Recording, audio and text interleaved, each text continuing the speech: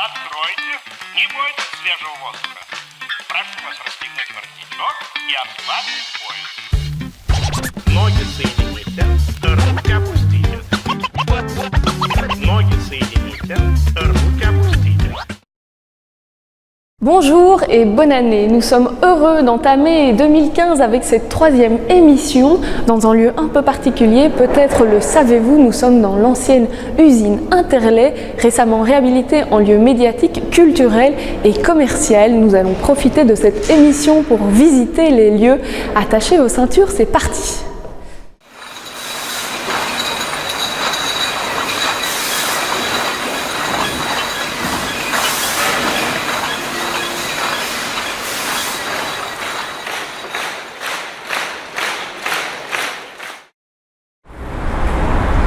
Dans cette émission, vous allez découvrir la Biennale d'art contemporain du Centre culturel de Theux qui se tiendra dès le 24 janvier ici même et qui braquera tous ses projecteurs sur la Chine.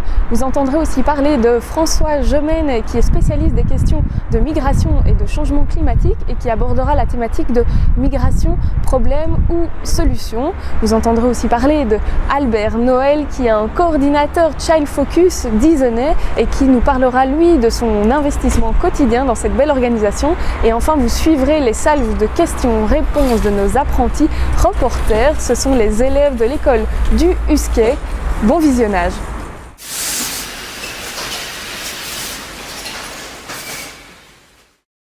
Vous vous trouvez ici au premier étage du tremplin. Avant 2001, cet espace accueillait 3 grands réservoirs de 16 mètres remplis de lait. Mais aujourd'hui, cette surface est devenue un espace événementiel qui accueille notamment des expositions.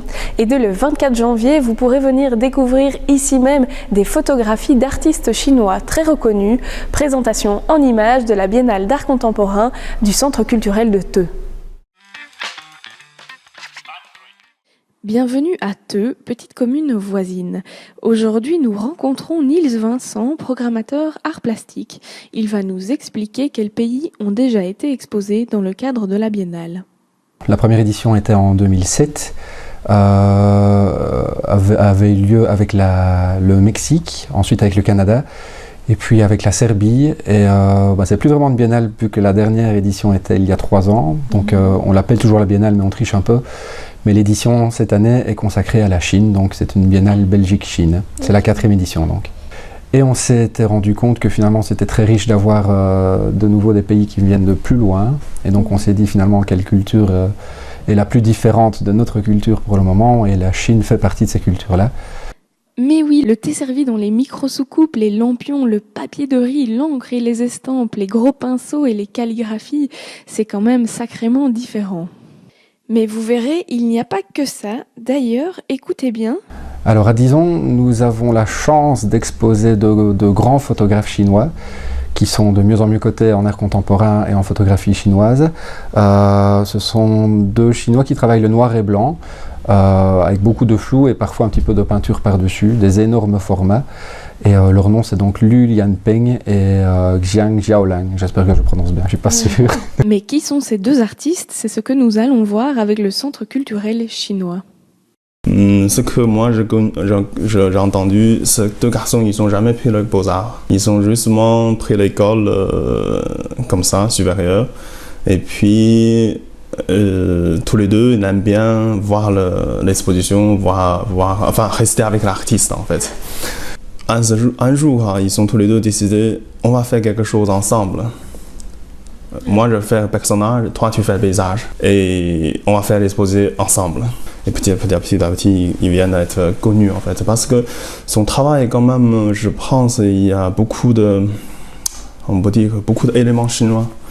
Il a utilisé beaucoup de projections, images coupées de papier. Et puis, il choisit un mur. Et puis dans ce mur, il réfléchit, tu vois, comment il fait une peinture, il déposait une image comme ça, il collait un truc, il fait un projecteur, et puis il demande à quelqu'un de rester là. Et voilà, donc quand il trouve ses peintures terminées, il fait une photo, et puis il imprime. Donc c'est quand même très, très intéressant. Voilà, vous savez donc maintenant quoi faire le samedi 24 janvier à 14h. Rendez-vous au vernissage, vous êtes tous les bienvenus et l'exposition bien sûr continuera après cette date.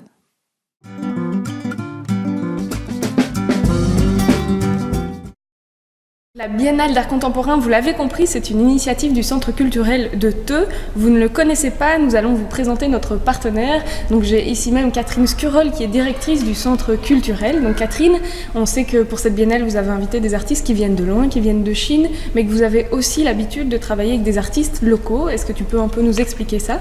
Tout à fait. Donc il existe deux types de démarches. Ici, nous accueillons des artistes chinois pour présenter au Theutois et Verviétois une culture issue de l'autre côté de la planète que nous amenons sur leur seuil, mais nous travaillons également avec des artistes locaux. Prenons un exemple concret. Au mois de mars, nous accueillerons une exposition illustration que nous avons montée nous-mêmes avec 6 artistes régionaux provenant de Verviers, de Theux et environ.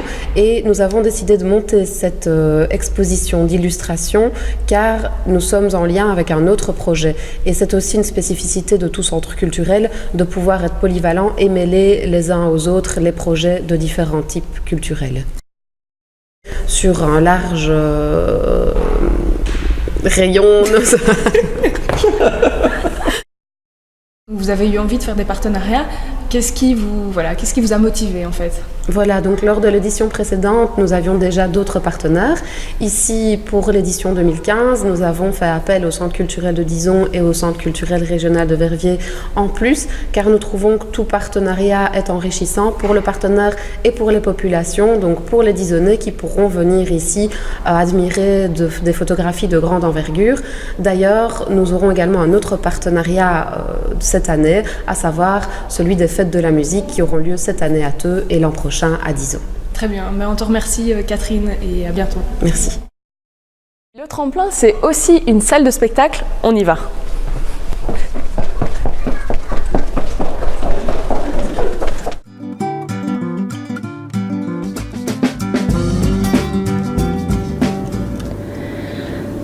Avec ses 15 000 habitants et ses 77 nationalités, Dizon connaît un taux d'immigration particulièrement élevé.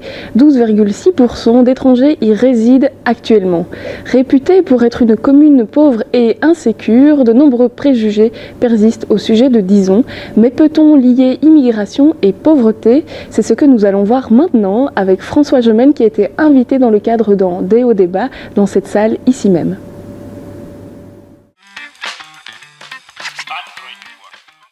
Le mois passé, Toumi Djadja a été reçu à Comédis dans le cadre d'un Déo Débat. C'est au tour de François Gemène aujourd'hui d'être présenté. Celui-ci était invité il y a quelques mois par le CRVI, l'ADL et le Centre culturel de Dizon. Pourquoi Déo Débat ? Parce qu'on pense que Verviers-Dizon est un endroit dans lequel le débat n'est pas serein et qu'il faut créer les conditions pour le faire. Donc on s'est mis avec plusieurs partenaires pour le faire.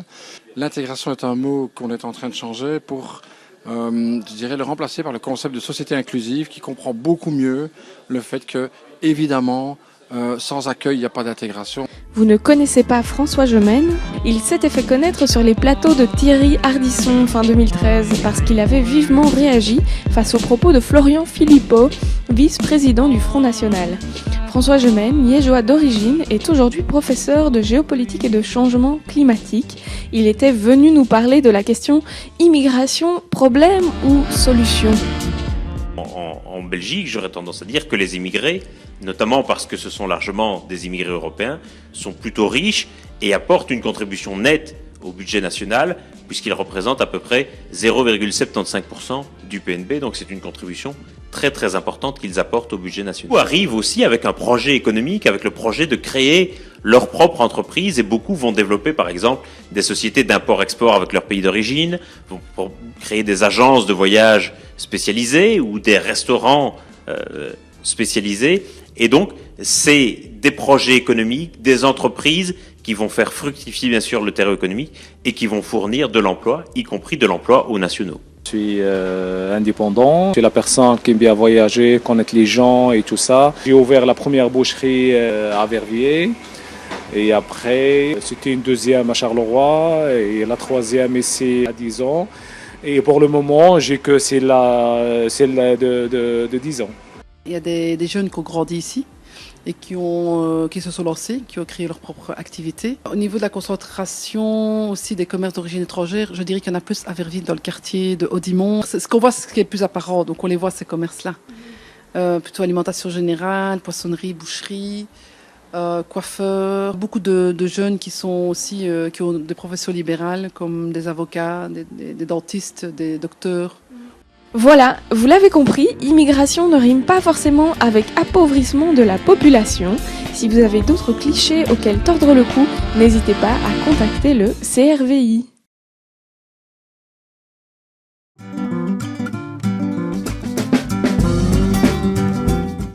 On se trouve actuellement ici sur le chantier de la brasserie du Tremplin et ce avec toi Mandy, la future tenancière. Mais il paraît donc que tu tiens un autre commerce ici sur Dizon, c'est lequel? La brasserie-restaurant Les Arcades, rue Albert Ier. Ok, et alors qu'est-ce qui vous a donné envie en fait de venir ici? Le site déjà, l'emplacement, la structure, tout.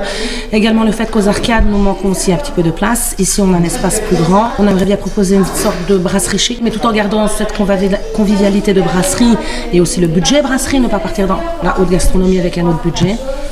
Et voilà, on trouve que... Et puis, le complexe est très bien fait. Je trouve que c'est bien de refaire vivre cette usine. Et alors, comment s'appellera cette brasserie? Ça s'appellera l'usine, tout simplement. Et alors, vous ouvrez quand? Non, si tout va bien, le 31 janvier à partir de 18h. Et comme vous le savez, Présence TV, c'est aussi l'occasion de rencontrer des personnalités disonnaises. Et pour cette émission, nous avons choisi d'interviewer Albert Noël, qui est coordinateur de Child Focus et natif de Dizon. Il y a 2 semaines, Albert Noël et sa femme nous ont chaleureusement reçus dans leur maison. Mais qui est Albert Noël? Mais voilà, je suis natif de Dizon.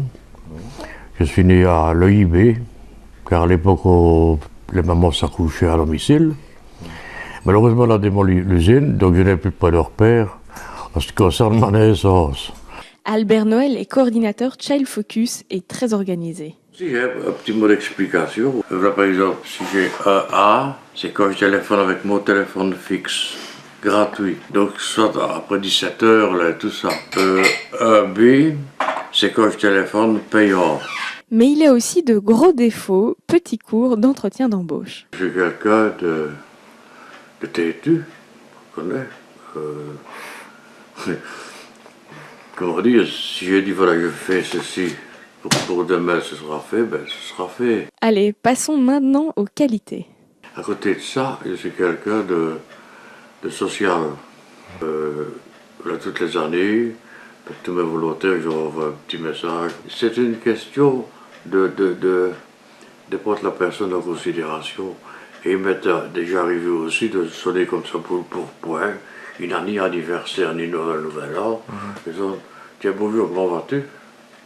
Ben, qu'est-ce qu'il y a? Il me dit rien, prends tes nouvelles. Le contact est donc très important.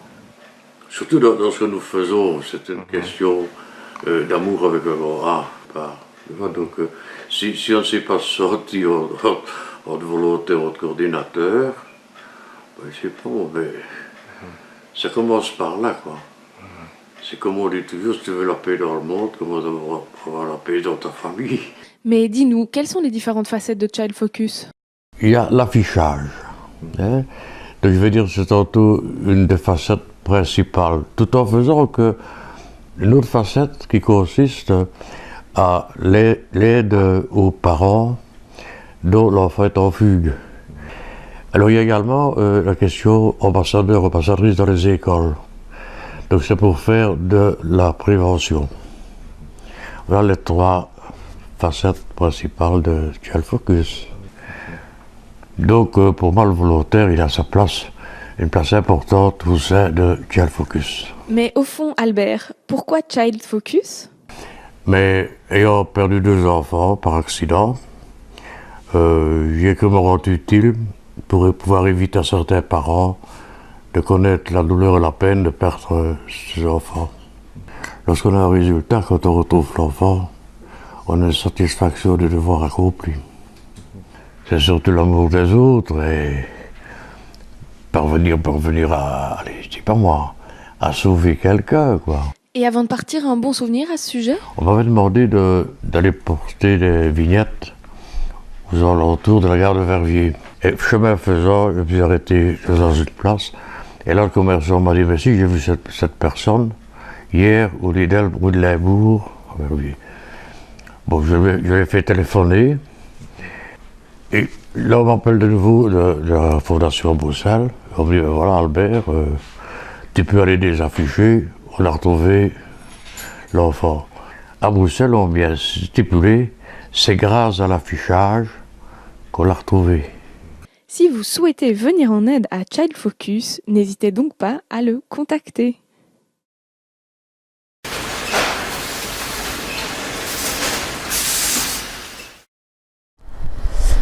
Nous nous trouvons actuellement dans le patio du tremplin depuis lequel nous pouvons deviner l'existence d'autres espaces. En effet, la transformation du tremplin n'a pas seulement débouché sur une salle de spectacle ou une salle d'exposition, mais aussi sur d'autres espaces qui sont actuellement loués par Télépro. Et puis, il y aura aussi des ateliers créatifs à destination notamment du public scolaire. C'est d'ailleurs avec l'une des écoles de la commune de Dizon que nous avons travaillé. Ce sont les enfants de l'école du USC qui se sont mués en petits reporters et qui ont été posés une série de questions au sujet de l'alimentation. On vous montre le résultat. Cinéma, ça. Donc n'oubliez pas, je tape 3 fois, je fais de la télé. 2, 3. Nous, les enfants de l'école du Husquet, nous nous demandons ce que les gens mangent. Suivez-nous dans le quartier.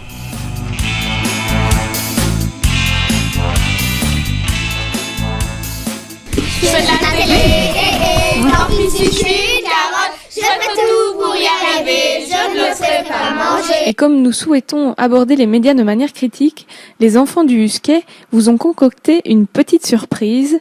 Une erreur a été glissée dans ce reportage. Pardon madame. Bonjour. Que mangez-vous au déjeuner? Souvent des biscottes avec soit un fruit ou un yaourt ou... Du kéla. Des cracottes avec du macadam maqué. Une tasse de café. Une tartine de choco. Et vous?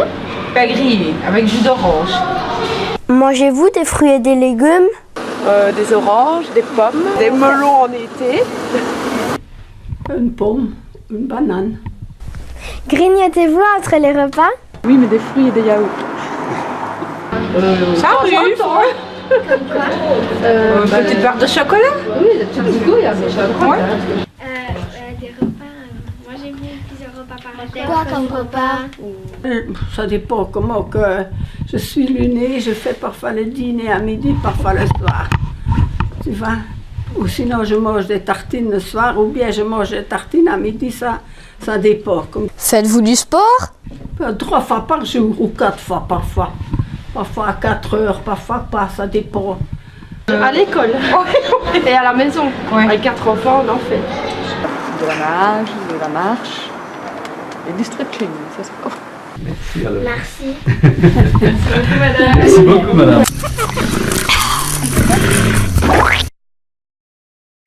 À la place de répondre à cette question-là, faites-vous du sport? 3 fois par jour. Elle répondait en fait à cette question-là. Mangez-vous plusieurs fois par jour? On va la refaire. Alors, fais une deuxième fois. Et voilà, notre émission 3 se clôture. On espère que vous avez apprécié la visite. Si vous êtes intéressé par la réalisation de reportages, n'hésitez pas à contacter le Centre culturel. Et nous, on se dit à dans un mois.